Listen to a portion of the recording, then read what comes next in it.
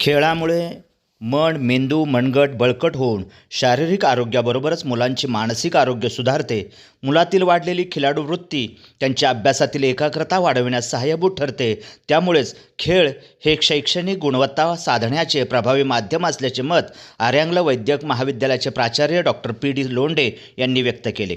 शाहूपुरी येथील राष्ट्रीय एकात्मता विकास कार्यसंघाच्या शाहूपुरी माध्यमिक विद्यालयाच्या वार्षिक पारितोषिक वितरण समारंभ व 10वीच्या विद्यार्थ्यांच्या अभिष्टचिंतन कार्यक्रमावेळी प्राध्यापक लोंढे बोलत होते.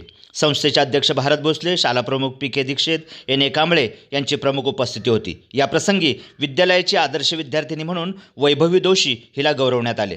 प्राचार्य डॉक्टर लोंढे म्हणाले, युवा पिढीने टीव्ही, मोबाईलचे अतिरेकी व्यसन टाळणे हे भविष्यातील आव्हान आहे. या धोक्यांपासून स्वतःला वाचवायचे असेल तर खेळ हेच त्यावरील प्रभावी अस्त्र आहे. खेळामुळे खिलाडू वृत्ती आयुष्यातील संघर्षात धाडसाने सामोरे जायला शिकवते. यामुळे शैक्षणिक जीवनातील त्याचा सकारात्मक परिणाम होऊन मुलांची शैक्षणिक प्रगती साधण्यास मदत होते. याप्रसंगी पी.के. दीक्षित, एम.आर. जाधव यांच्यासह सार्थकी सपकाळ, अनुष्का चव्हाण, त्याचबरोबर अक्षरा मोहीकर, वैष्णवी कांबळे, प्रज्वल आवळे, यश सुतार, आर्यन कालवटकर, प्रियांका कोकरे, सुनीता यादव, श्रेयस सुतार या विद्यार्थ्यांनी आपली मनोगत व्यक्त केली.